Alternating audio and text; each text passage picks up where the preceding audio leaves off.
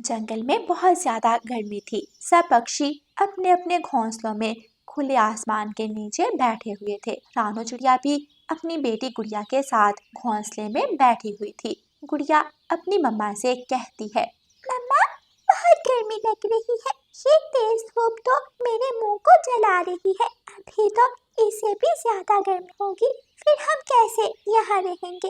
गुड़िया बेटी, कह तो तुम ठीक रही हो, मुझे कुछ ना कुछ करना होगा। रानू चिड़िया पास लगे बड़े पेड़ से एक बड़ा पत्ता तोड़ती है और सूरज के सामने लगा देती है। गुड़िया बेटी, गर्मी तो अभी भी है, लेकिन सूरज की किरणें तुम्हारे ऊपर नहीं आ रही। तुम थोड़ी देर यहाँ बैठो, मैं किसी के साथ कोई मशवरा करके आती हूँ। रानू चिड़िया अपने घोंसले से निकलती है और थोड़ी दूर ही कबूतर के घोंसले में जाती है और कबूतर से कहती है, कबूतर भाई, दिन ब दिन गर्मी तो बढ़ती ही जा रही है और हमारे पास कोई घर नहीं है, सिर्फ घोंसले ही हैं। लेकिन इन घोंसलों में रहना गर्मियों के मौसम में बहुत मुश्किल हो जाएगा, हमें कुछ सोचना होगा। हाँ रानो बहन, तुम ठीक कह रही हो। मैं ऐसा करता हूँ कि सारे पक्षियों को बड़े पेड़ के नीचे इकट्ठा करता हूँ, वहाँ बैठकर सोचते हैं कि क्या करना है। ठीक है, आप जाएं, मैं भी बड़े पेड़ पर आ जाती हूँ। कबूतर अपने घोंसले से निकलता है और सबसे पहले तोते के घोंसले में जाता है और उसे सारी बात बताता है। हाँ कबूतर, मैं भी यही सोच रहा था, अगर हमने अभी से कोई बंदोबस्त ना किया तो गर्मियों के दिनों में बहुत मुश्किल हो जाएगी। हाँ, तुम जल्दी से बड़े पेड़ के नीचे आ जाना, मैं गोरी और कालू को भी बता आता हूँ। फिर कबूतर कौवों के पास जाता है। वो दोनों तो तेज धूप की रोशनी में भी आराम से सो रहे थे। उनका बेटा जग्गू भी उनके साथ सो रहा था। कबूतर आहिस्ता से बोलता है, गोरी, कालू, तेज धूप में ऐसे ही सोते रहोगे? पहले आपके कम काले रंग है जो और कर रहे हो धूप में लेटकर। गोरी की आंख खुल जाती है और वो सारी बात सुन लेती है। गंदी आंखों वाले कबूतर, क्या कह रहे थे तुम हमारे बारे में? अपनी चोंच देखी है? ऐसा लग रहा है जैसे 2 महीनों से ब्रश नहीं किया। इतनी बदबू आ रही है, पीछे हो जाओ हमारे घोंसले से। कबूतर अपनी इतनी बेइज्जती बर्दाश्त नहीं कर पाता और कौवों को कुछ बताए बिना ही वहां से चला जाता है। कबूतर सीधा बड़े पेड़ की तरफ जाता है। वहां रानू चिड़िया, तोता और बुलबुल तीनों बैठे हुए थे। कबूतर मुंह बनाकर वहां बैठ जाता है। कबूतर यार, तुम्हें क्या हुआ है? तुम्हारा ऐसे मुंह क्यों बना हुआ है? और गोरी और कालू क्यों नहीं आए? मुझे तो लगता है ये गोरी और कालू से झगड़ कर आया है। मैं कहाँ झगड़ता हूँ, वो ही हमेशा मुझे गंदी आंखों का कहकर बुलाती है। आज के बाद मैं कभी भी गोरी से बात नहीं करूँगा। छोड़ो आप सब उन दोनों को, अब सोचो हमें क्या करना चाहिए जिससे हमारे गर्मी के दिन आराम से गुजर जाए। रानो, मैं एक बार बारिश के मौसम में इंसानों की बस्ती की तरफ गया था। वो सब बारिश से बचने के लिए अपने सर पर कुछ रख लेते हैं। अगर वो सब हम अपने घोंसलों पर लगा लें तो हमारे गर्मियों के दिन आराम से गुजर सकते हैं। हाँ, मुझे पता है, उसे छाता कहते हैं। चलो हम सब इंसानों की बस्ती की तरफ जाते हैं। किसान की पत्नी मेरी बहुत अच्छी दोस्त है, वो हमारी मदद जरूर करेंगी। फिर सब दोस्त इंसानों की बस्ती की तरफ जाते हैं। किसान की पत्नी अपने आंगन में बैठी चावल खा रही थी। वो किसान की पत्नी के पास जाकर बैठ जाते हैं। आओ आओ रानो चिड़िया, आज मेरी तरफ कैसे आना हुआ? क्या तुम सब चावल तो नहीं खाने आए? नहीं नहीं माँ जी। फिर रानो चिड़िया किसान की पत्नी को सारी बात बताती है। अच्छा, तो ये बात है, मेरे पास कुछ छाते पड़े हैं, आओ मैं आप सबको देती हूँ। किसान की पत्नी कमरे में जाती है और अलमारी में पड़े 4 छाते निकालती है और घर से बाहर आती है। वो एक एक छाता सब पक्षियों को दे देती है। सब पक्षी किसान की पत्नी का धन्यवाद बोलते हैं और अपना अपना छाता लेकर वहाँ से उड़ जाते हैं और जंगल वापस जाकर अपने अपने घोंसलों के ऊपर छाता लगा लेते हैं। मम्मा, हमारा घोंसला कितना अच्छा लग रहा है। अब तो हमारे घोंसले में बिल्कुल भी धूप नहीं आ रही। गुड़िया और रानो चिड़िया दोनों बातें कर रही थी कि भागा भागा कबूतर रानो चिड़िया के पास आता है। रानो, रानो बहन, मेरा भोजन। क्या हुआ कबूतर, क्या हुआ आपके भोजन को? मेरा सारा भोजन किसी ने चुरा लिया। ये जरूर गोरी और कालू का काम होगा। कबूतर, आप चिंता ना करें, मैं इसका अभी पता लगाती हूँ, आ मेरे साथ चलें। उधर गौरी कवि, कालू कौवा और उनका बेटा तीनों मिलकर मजे मजे से कबूतर का चोरी किया हुआ भोजन खा रहे थे। हम्म, हम्म, कितना मजे का दाना था, मजा ही आ गया खा के। अब हम मिलकर रानू चिड़िया का भोजन चोरी करेंगे। और जग्गू, तुम सीखा करो, तुम्हारे मम्मा पापा कैसे भोजन चोरी करते हैं। उधर रानू चिड़िया और कबूतर दोनों लुहार पक्षी के पास बैठे हुए थे। लुहार पक्षी रानू चिड़िया को 4 फंदे बनाकर देता है। इसे अपने घोंसले के पास पड़े दाने के नीचे रख देना। अगर कोई आपका दाना चुराएगा तो इस फंदे में फंस जाएगा। फिर रानू चिड़िया और कबूतर वो फंदे लेकर वहां से चले जाते हैं और अपने अपने घोंसलों में लगा लेते हैं। रात हो जाती है। गौरी कवि और कालू कौवा अंधेरी रात में अपने घोंसले से निकलते हैं।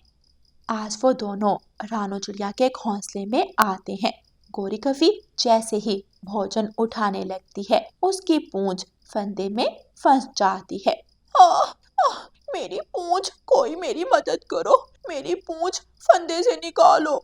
शोर सुनकर कबूतर और तोता भी वहां आ जाते हैं। मैं मदद करता हूँ अपनी गोरी बहन की।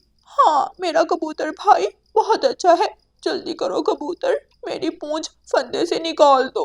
कबूतर अपने हाथ में पकड़ी कैंची से गौरी कवि की पूंछ काट देता है। आह, मेरी पूंछ, तेरा सत्यानाश हो कबूतर, गंदी आंखों वाले। गौरी कवि कबूतर को बुरा भला बोलकर अपनी काटी हुई पूंछ के साथ वहां से उड़ जाती है। अब ये काली कवि कभी नहीं आएगी हमारे घोंसलों के पास। अच्छा मजा चखाया कबूतर तुमने तो। चलो अब अपने घोंसले में जाकर सुकून की नींद सोते हैं। कबूतर और तोता वहां से चले जाते हैं और अपने अपने घोंसलों में आराम से सो जाते हैं। रानू चिड़िया भी अपनी बेटी के साथ सुकून की नींद सो जाती है। प्यारे दोस्तों, इस कहानी को लाइक, अपने दोस्तों के साथ शेयर और चैनल को सब्सक्राइब करना बिल्कुल मत भूलना।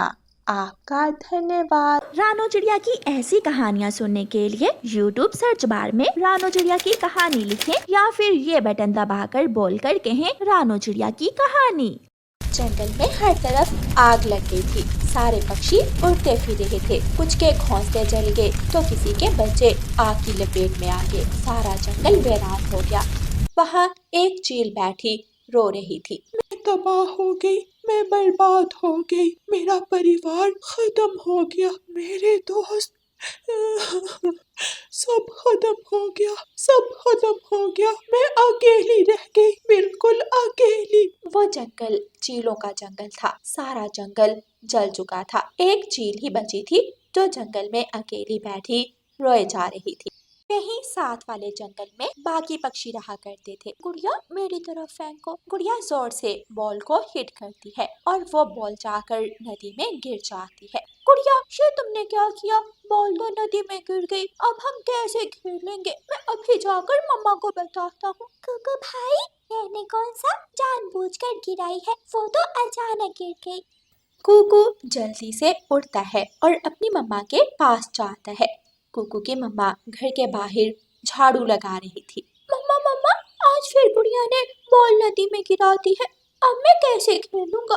गुड़िया बेटी, मैंने आपसे कहा था कि ध्यान से खेलना। कुकू बेटा, अब तुम भी चुप हो जाओ, मैं कल आप दोनों को नई बॉल ला दूंगी। गुड़िया और कुकू चुप करके एक तरफ बैठ जाते हैं।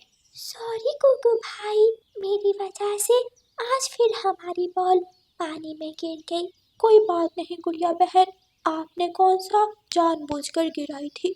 रानू चिड़िया अपने बच्चों को उदास देखती है तो उनके पास आती है। कुकू गुड़िया, चलो आज मैं तुम दोनों को फूलों के बागीचे में लेकर जाती हूँ। फूलों के बागीचे में? वहाँ तो एक झूला भी है। हाँ कुकू भाई, हम वहाँ खेल भी सकते हैं। वो सब फूलों के बागीचे की तरफ चले जाते हैं। रानू चिड़िया एक टोकरी भी साथ ले जाती है। गुड़िया और कुकू वहाँ खूब एंजॉय करते हैं। गुड़िया झूले पर बैठती है और कुकू उसे झूला देता है। थोड़ी दूर गुड़िया को झाड़ियाँ हिलती हुई महसूस होती हैं। कुकू भाई, वहाँ कुछ था। मम्मा मम्मा, इधर आए। रानू चिड़िया फूलों की टोकरी वहाँ रखती है और बच्चों के पास आती है। मम्मा, वहाँ झाड़ियों में कोई था। बच्चों परेशान मत हो, मैं जाकर देखती हूँ। रानू चिड़िया झाड़ियों की दूसरी तरफ जाकर देखती है तो वहाँ कोई भी नहीं था।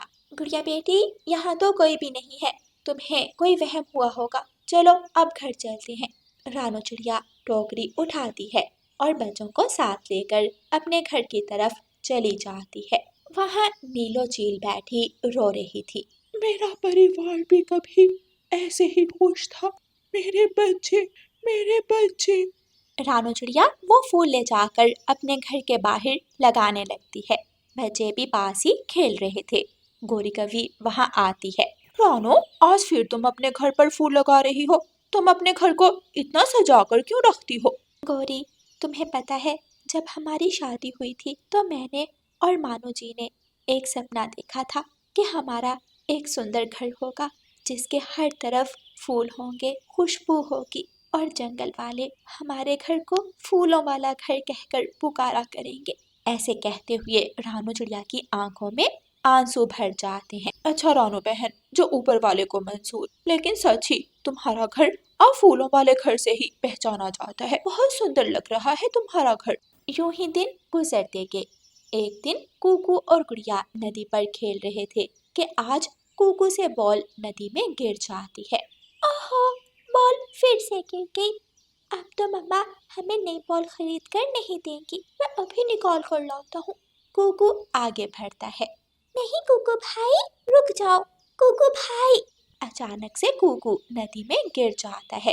गुड़िया रोने लगती है। बचाओ, बचाओ। पेड़ के पीछे छुपी हुई नीलो चील वहां आती है और जल्दी से कूकू को नदी से बाहर निकालती है। चील आंटी, हमें मत खाना, हम अभी बहुत छोटे छोटे हैं, प्लीज हमें मत खाना। तुम नदी में क्यों गए थे? मैं अपनी बॉल लेने गया था, मेरी बॉल। चील जल्दी से उड़ती है और कुकू की बॉल नदी से निकाल कर ले आती है। ये लो, ये लो तुम्हारी बॉल। शुक्रिया चील आंटी, आप बहुत अच्छी हैं। इतने में रानू चिड़िया भी दूसरी तरफ से भागी हुई आती है। हट जाओ यहाँ से, मेरे बच्चों को कुछ मत कहना। दुष्ट चील, चली जाओ यहाँ से, वरना मैं तुम्हें मार डालूंगी। बच्चों, मेरे पीछे छुप जाओ।